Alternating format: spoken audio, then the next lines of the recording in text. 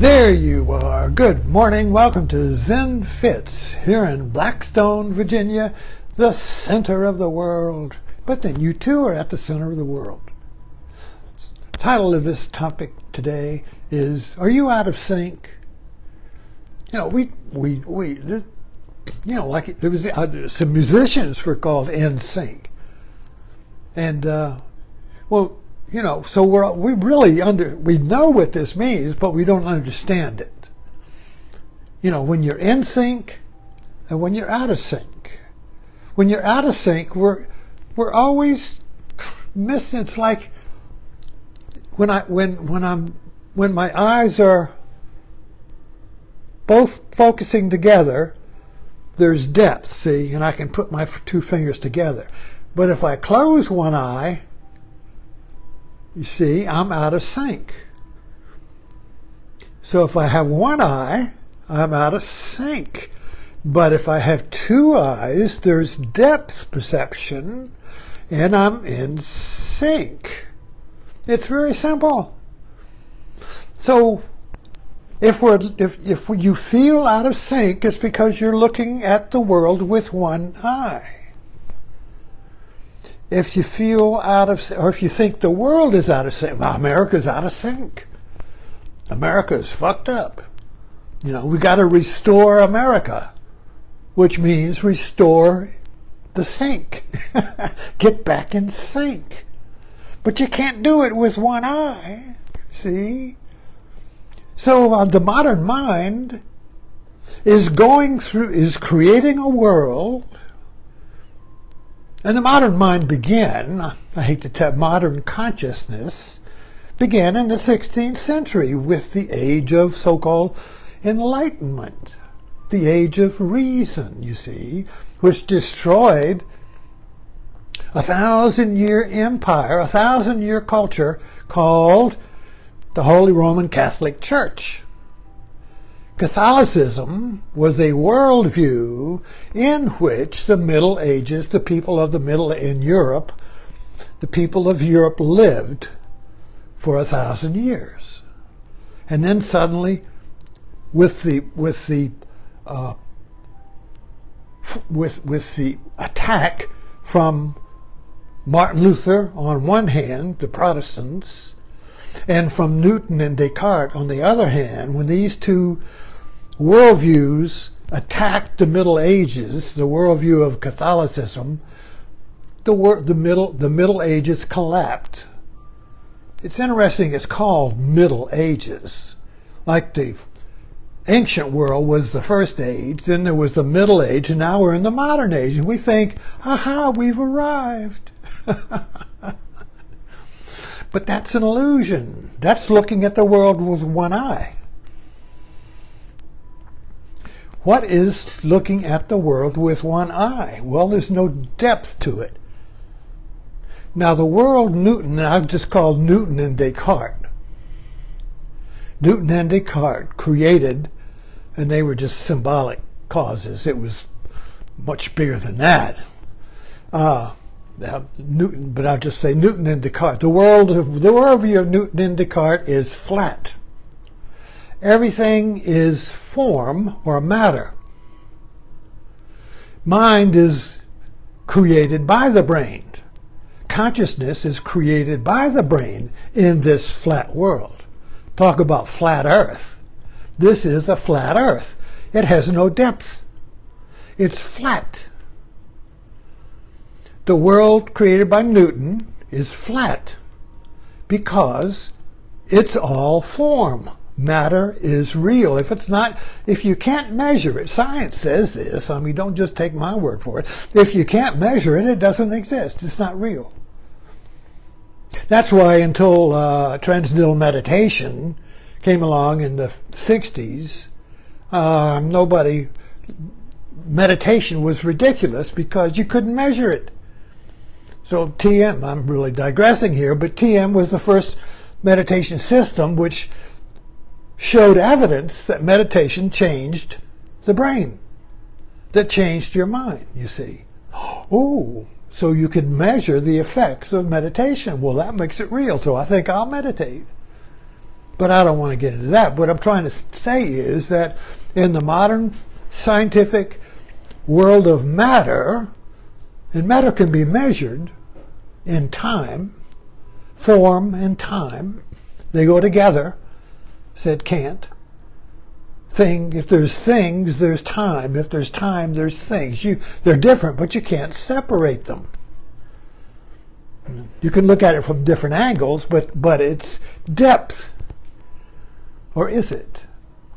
It's flat. So what is this I here that the modern mind, the modern world in which we are living and dying right now, closes? What is this I? Of course, in yoga and in the cosmology of yoga, there's the third eye. It's the big eye right here. Oh, open the third eye. So what's the third eye? Well, it's one eye that sees with two. So it's not one eye, it's the one that sees with both eyes. So the one eye sees the totality with depth instead of being flat with one eye, you see. But anyway, I don't want to get there. The point, I think what I'm struggling to articulate here is that when I see with both eyes, I'm in sync. In other words, my interior formless world, we all live in a formless world, and our interior world is formless unless we give it the form of thoughts and beliefs. See, but if I can let go of all my beliefs and opinions and thoughts about what's real, words, if I can let go of words, you see, I'm formless. So now we're in the situation where the external world has form. I mean, this thing here, this iPod, see, this is a form. Everything in here is a form, and everything in here is named. There's nothing in this room that doesn't have a name, and I named most of it. See, but when I hold this up and I say, we got to pull the cotton ball apart. Now, am I talking about a literal cotton ball? Am I talking about, well, you got to pull this cotton ball apart? But when I say this topic is a cotton ball we have to pull apart, well, what's the cotton ball now? Is it a literal cotton ball? A form in time? You see, this cotton ball exists as a form in time. But if I pull it apart, it won't be a cotton ball. It'll just be some stuff on the floor. Then what is it? Or before it became a cotton ball and burst out of the bud, what was it? Oh, it was a bud. And before the bud, what was it, you see? So this whole idea of form is arbitrary. This whole idea of things is arbitrary. We define the thing by naming it, and then we think the name is the thing. So if I say we got to pull this cotton ball apart, what cotton ball are we going to pull apart? This one? This is a literal mind, a modern mind, a mind bound by form and names of form. We'll say, well, that's stupid. You're not going to pull. What do you mean, pull the cotton ball apart? You see, that's the literal mind. The fundamentalist mind says a cotton ball is a cotton ball. And so if I say we got to pull the cotton ball apart, what are you talking about? That's stupid, you see. So the literal mind, the fundamentalist mind, the modern mind that is grounded in matter and form as being the only real thing, has no depth to it. Has no depth. Now, what is the depth? What is the depth, you see? All right, well, let's go to a movie. I was just writing about that. So when I see great movies like Oppenheimer, Avatar, Barbie, speaking recently, or the Groundhog Day movie, these movies have depth. Now, what kind of depth? So and this is what a lot of people don't understand what I'm writing about. So when I see a movie, I could see a movie And when you go see a movie, you suspend the logical, critical mind. If you sit in a movie and criticize the movie while you're watching it, you're not really watching the movie, you're just watching your criticism. I have a friend, we have movie night, and she's breaking into the movie. We're all watching. Well, I wouldn't have done that. That's stupid. Who made them say that? I wouldn't have said that. Well, you keep quiet. It's a movie. We all know people like that. Or you look at the world and you say, well, I wouldn't have done that. Or I write on Facebook and I make a general statement about life, and people, my friends will come, well, I didn't do that. What are you talking about? I don't do that. And I'll say, well, I didn't really write this personally to you. I wrote it about a general situation, you see. They'll take it personally. So what we're trying to get back on track here is, what is the eye that we've closed? It's the transcendental eye. It's the transcendental eye that the modern world has closed, because in the modern mind, the modern world of Newton and Descartes, everything is form and you can measure it. And that means it's in time. So we are living in a hologram of space-time where only things are real because they can be measured in time. So we're trapped in time.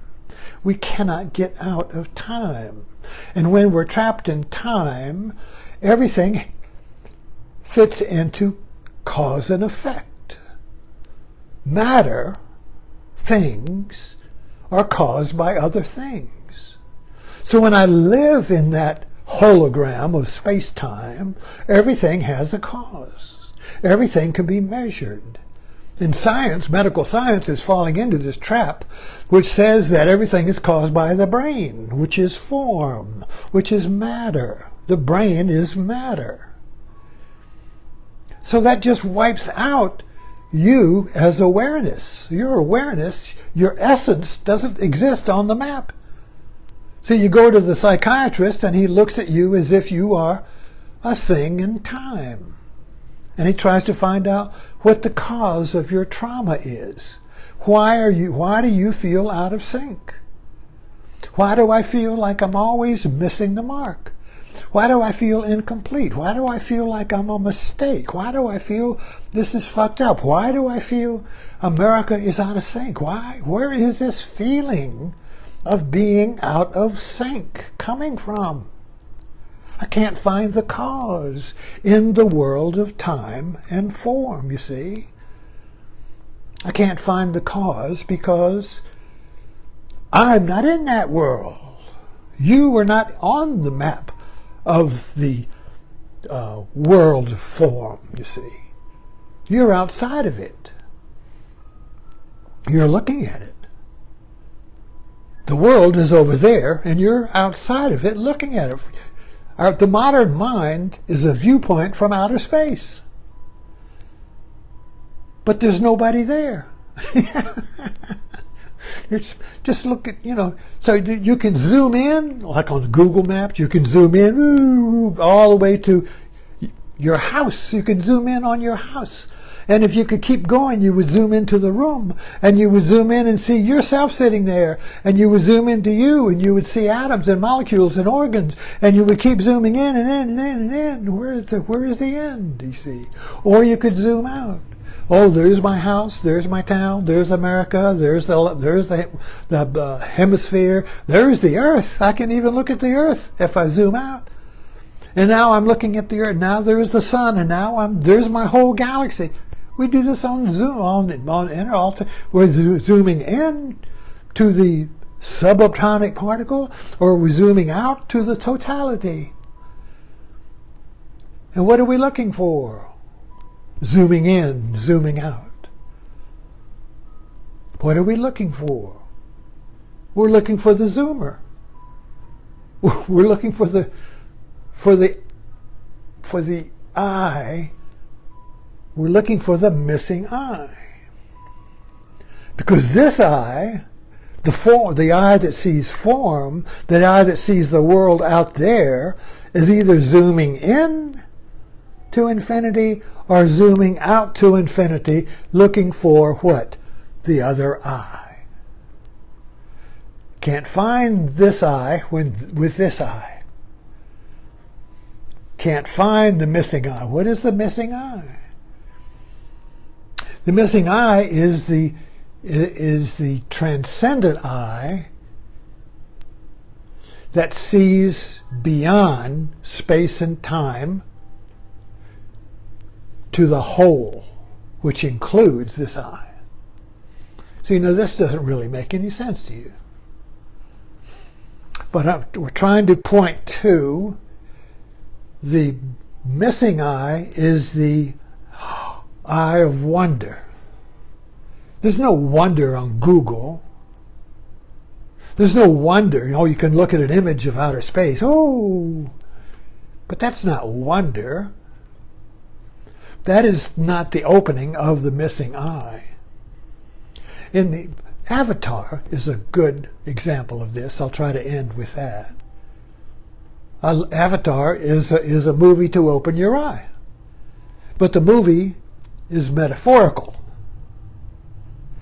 It's not, if you think it's a movie about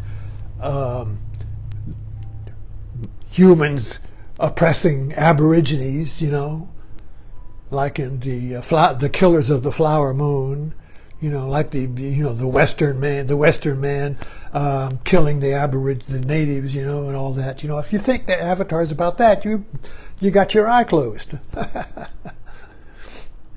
But if Avatar would open this eye, you see, you would be Avatar. You would be Jake Sully awakening on Pandora. And everybody on Pandora, the Navi and Jake Sully, was in sync. Jake Sully had to learn how to trust his own in syncness. Jake Sully had to learn how to be a Navi and trust and have faith. He would leap out of a tree and have faith that he would land okay. He would jump on a flying dragon. He would discover how it felt to be in sync with the world. The humans were out of sync with Pandora, and they were out of sync with the earth, you see, and that's why they came to Pandora to get in sync. But to the humans, Pandora, everything was an it. Over there, it's an it.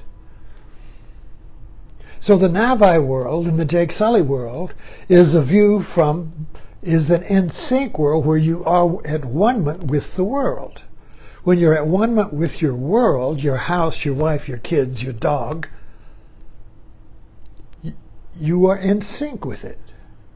You're all moving together, like Fred and Ginger Rogers, or like a basketball, or like a basketball team that suddenly gets in the zone, you see, and they can't do wrong. Say, oh, they're in the zone.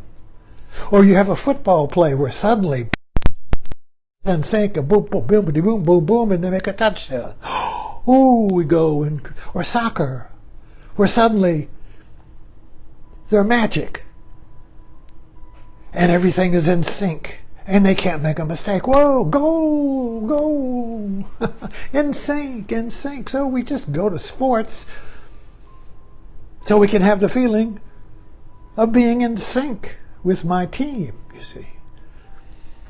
But we have to, in the modern world, we have to pay for that feeling of being in sync. We have to pay for being at one-ment. And people are always selling us stuff where, oh, you buy this, you'll feel at one. You buy this new car, you'll feel at one with the world. You'll be at sync. You'll be in harmony with everything. Oh, yeah, I want that new car. But then the glow wears off, you see. So we're always having to buy the feeling of being in sync with myself and the world is one. It won't last because the worldview we've created is out of sync. So nothing in that worldview is going to be in sync, but temporarily. You see, I'll stop with that. Thanks for dropping in.